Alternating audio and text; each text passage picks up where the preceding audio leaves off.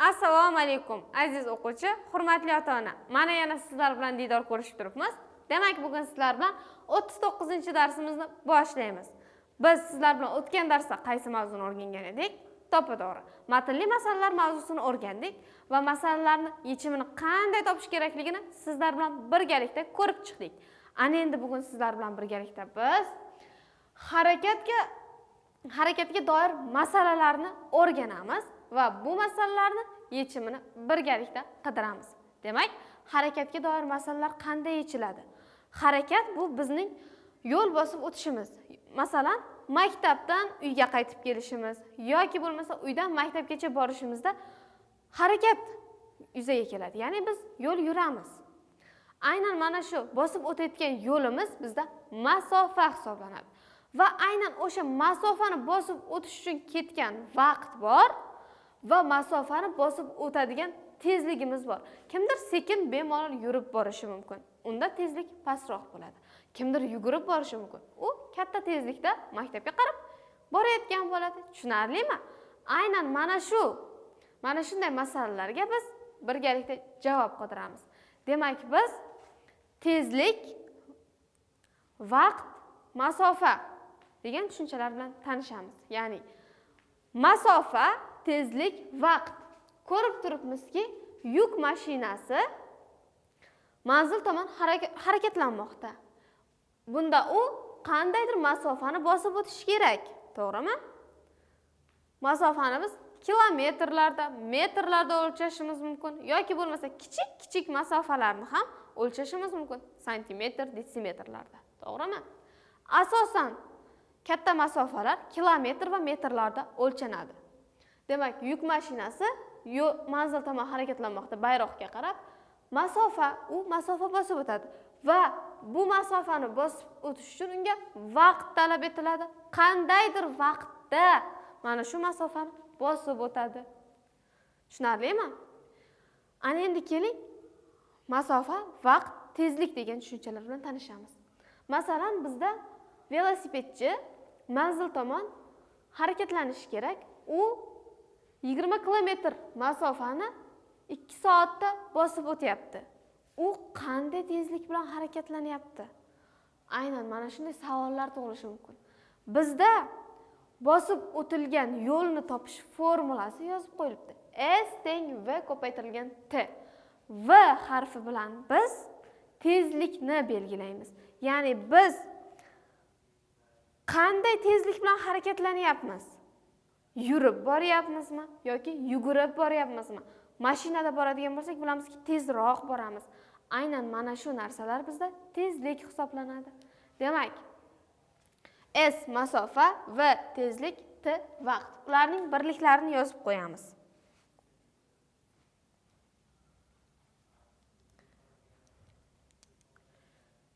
S masofa.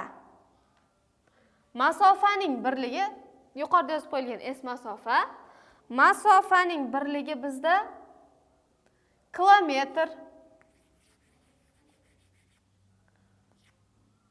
metr, detsimetr va hokazolarda o'lchanishi mumkin. Keyingi birligimiz bizda vaqt yoki tezlik. Demak, keyingi birligimiz yuqoridagi suratda tezlik ekan. Tezligimiz V. Tezlikni birligi kilometr taqsim soat, metr taqsim sekund tarzlarda yoki metr taqsim minut kabi o'lchanishi mumkin. Demak, yozib qo'yamiz. Tezlikning birligi kilometr taqsim soat, metr taqsim sekundlarda o'lchanishi mumkin. Va yoki keyingi birligimiz bizda vaqt T. Vaqtning birligi bilamizki soat, minut, sekund, mana shular. Demak, vaqtning birligi soat, minut va sekund. Tushunarli bo'ldimi? Unday bo'lsa, juda ham soz. Keling, bizga berilgan chizmalar orqali aynan mana shu vaqtga doir tezlik va masofaga doir bir necha masalalar ko'rib o'tamiz. Undan oldin esa aynan mana shu masalamizga yechim ham qidirib ko'rishimiz mumkin. Demak, bizda bosib o'tilgan yo'lni topish formulasi qanday ekan? Bosib o'tilgan yo'lni topish uchun biz aynan o'sha yo'lni bosib o'tish uchun ketgan vaqtga tezligimizni ko'paytirishimiz kerak ekan. Ya'ni S teng mana shu S masofani bosib o'tish uchun ketgan vaqtga tezlikni ko'paytirish kerak. Vaqt ko'paytirilgan tezlik, ya'ni Vt. Demak, bizda bu bosib o'tilgan yo'lni topish formulasi ekan. Biz undan vaqtni, ya'ni masalalarda masofa berilib, vaqt yoki tezlikdan birortasi noma'lum bo'lgan holatlarda qanday formulalar yasaymiz? Agarda bizga vaqt ma'lum bo'lib, masofa ma'lum, vaqt va masofa ma'lum bo'lsa, tezlikni topish kerak bo'ladi, to'g'rimi? Bunday holatda biz masofani vaqtga bo'lish orqali tezlikni topamiz. Biz o'zimiz uchun kerakli formulalarni yozib olamiz va aynan mana shu formulalar asosida berilgan masalalarni ishlashga harakat qilamiz. Agarda bizga tezlik va masofa ma'lum bo'lsa, vaqt qanday topiladi?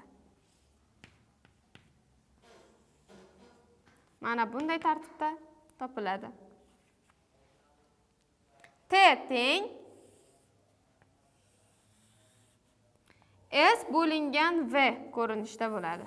Tushunarlimi? Ana endi biz o'zimiz uchun kerakli barcha formulalarni yozib oldik. Keling, masalalarni ishlashga harakat qilamiz. Demak, boshladik. Bizda birinchi masala, chizmaga e'tibor qaratamiz. Velosipedchi 20 km/soat tezlik bilan 3 soatda berilgan masofani bosib o'tdi. Ya'ni u yo'l boshidan 20 km/soat tezlik bilan harakatni boshladi va 3 soatda ko'zlangan manzilga yetib keldi. U qanday masofani bosib o'tgan? Demak, bizda nimalar ma'lum? V teng 20 km/soat. T teng 3 soat. S ni topishimiz kerak. Bizda S teng qanday formula orqali topilardi? V ko'paytirilgan T. S ni topamiz. 20 ko'paytirilgan 3.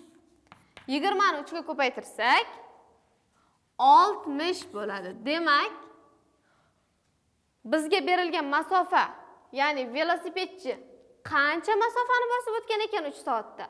60 km masofani bosib o'tgan. Tushunarli bo'ldimi?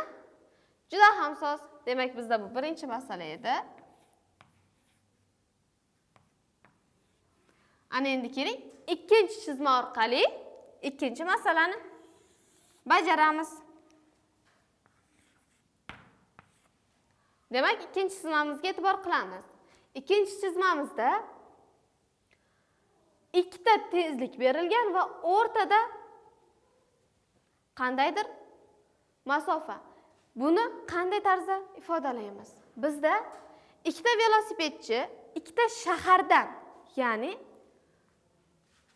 bir-biriga qo'shni qishloqdan deymiz yoki bir-biriga qo'shni bo'lgan shaharlardan ikkita velosipedchi yo'lga chiqdi. Ular orasidagi masofa 10 kilometr. Demak, S teng 10 kilometr.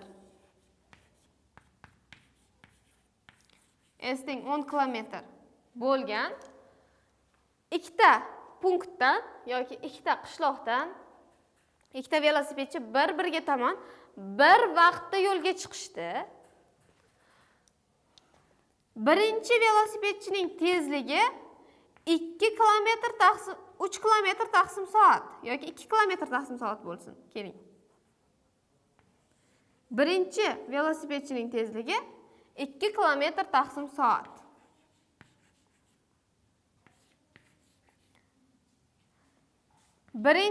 Ikkinchi velosipedchining tezligi esa 3 kilometr taqsim soat.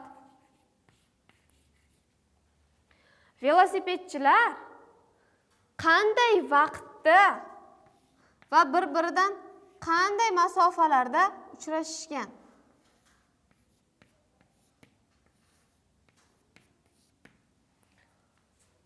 Masalamiz sharti sizga tushunarli bo'ldimi?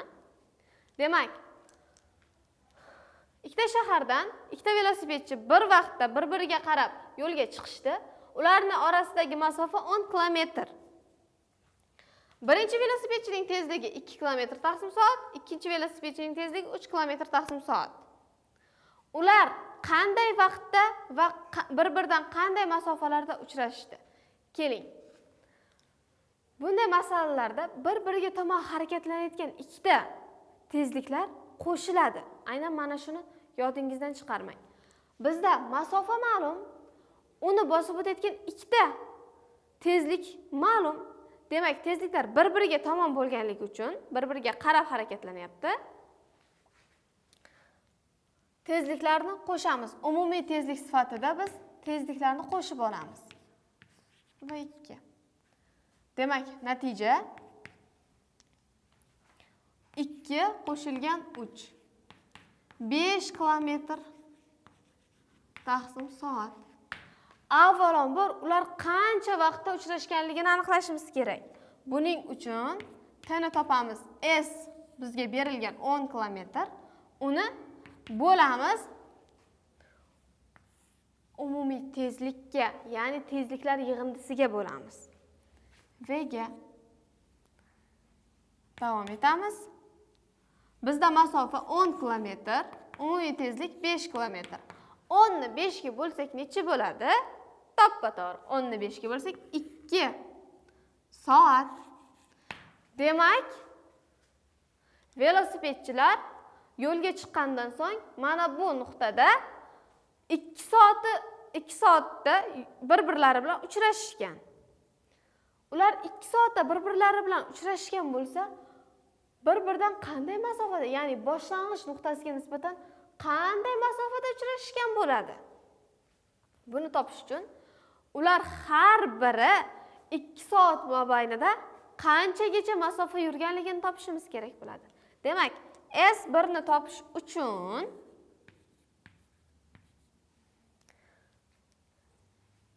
V1 ga, ya'ni birinchi velosipedchining tezligiga vaqtni ko'paytiramiz. Chunki ular bir xil vaqtda yo'lga chiqishgan.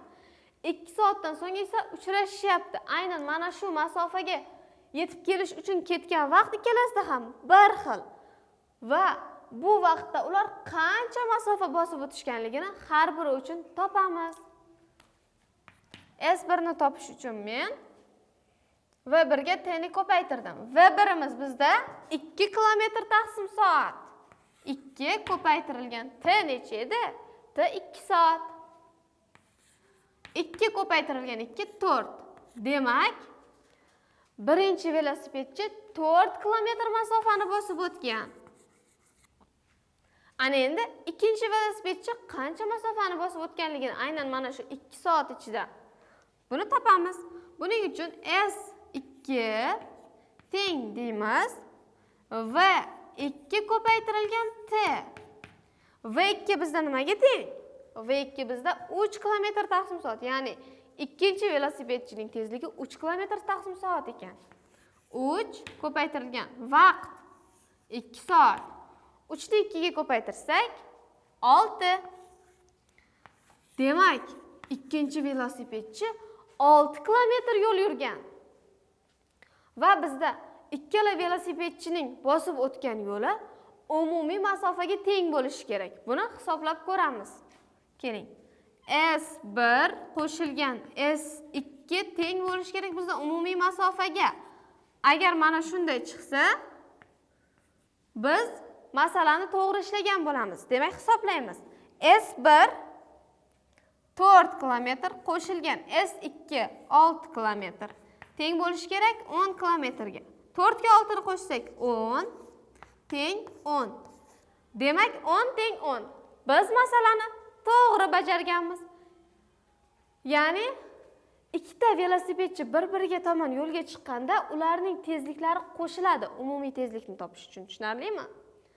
Va bir xil vaqtda yo'lga chiqishganligi uchun ularda vaqt bir xil. Vaqtni topish uchun men umumiy masofani umumiy tezlikka bo'ldim. Va 2 soatda ular bir-biri bilan uchrashganligini aniqladik. Ular uchrashish uchun ketgan vaqt 2 soat. Va ular yo'lga chiqqandan so'ng qanday masofada, qancha masofaga yurishgan har biri, o'shani topdik. S1 va S2 ni. Buni topish uchun har bir velosipedchi necha kilometrdan yo'l bosganligini aniqladik. Ya'ni ular 2 soatda birinchisi 4 kilometr, ikkinchisi esa 6 kilometr yo'l bosishgan. Tushunarlimi? Ne bo'lsa, juda ham soz. Keyingi chizmaga, ya'ni keyingi masalaga yuzlanamiz. Bizda keyingi chizma va keyingi masala. 3-chi masala. Agar e'tibor qilayotgan bo'lsangiz, bu yerda ikkita tezlik bir tomonga qarab yo'nalgan va ularning orasida masofa 100 metr. Bunga qanday masala tuzamiz? Bunga biz ikkita velosipedchi bir-biridan 100 metr farq bilan, ya'ni 100 metr oraliq farq bilan bir xil vaqtda bir yo'nalishda yo'lga chiqishdi. Ya'ni ikkalasi ham bir xil yo'nalishda narigi tomonga qarab ketyapti, to'g'rimi? O'ng tomonga. Ulardan birinchisi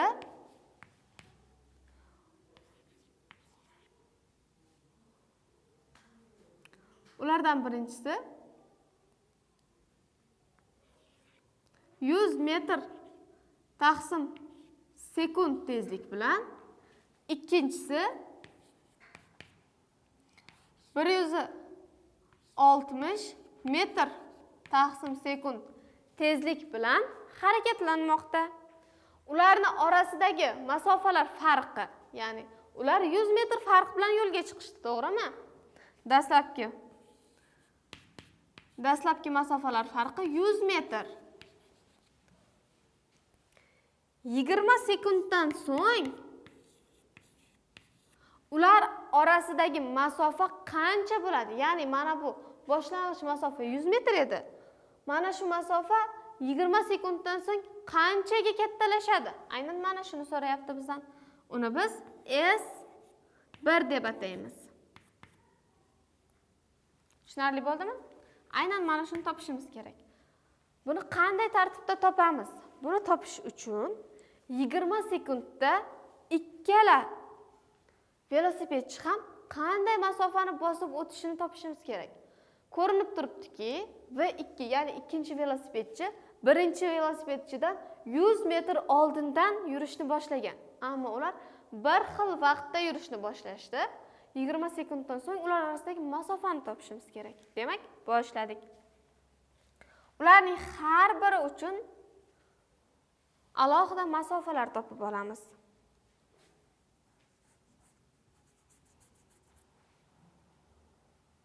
Keling, buni S0 deb ataylik. Shunda bizga osonroq bo'ladi. S1 ni topaman. S1 qanday masofani bosib o'tadi? Va 1 ko'paytirilgan t. T menda 20 sekund. Demak, S1imiz 100 metr sekund ko'paytirilgan 20 sekund. 100 ni 20 ga ko'paytirsak, necha bo'ladi? 3 ta 0 yoziladi. Va 2. 2000 metr. Demak, 20 sekundda birinchi velosipedchi 2000 metr masofani bosib o'tadi. Ana endi ikkinchi velosipedchini topamiz. Ikkinchi velosipedchini topish uchun agar men 0 nuqtani mana bu yer deb oladigan bo'lsam, u 100 metr oldindan harakatlanyapti, to'g'rimi? Aynan mana shu 100 metrni men oldin qo'shib olishimiz kerak. Ya'ni S 100 metr qo'shilgan. Sababi u birinchi velosipedchidan ko'ra 100 metr oldinroqdan harakatni boshladi. Qo'shilgan V2 ko'paytirilgan T. Demak, S menda 100 ga teng. Qo'shaman unga V2 ko'paytirilgan T. V2 160 ko'paytirilgan T 20 sekund. Buni hisoblash uchun avvalambor qanday amal bajariladi? Ko'paytirish amali. Demak, ustun usulda bajarib olamiz. 160 ko'paytirilgan 20. 0, 0, 0. 2 kere 0, 0. 2 kere 6, 12 bir dilda. 2 kere 1, 2 bir dilda bilan 3. 300. Demak, 3200. 3200 ga 100 ni qo'shishimiz kerak. Ikkinchi ishda 100 ni 100 ga qo'shamiz 3200 ni.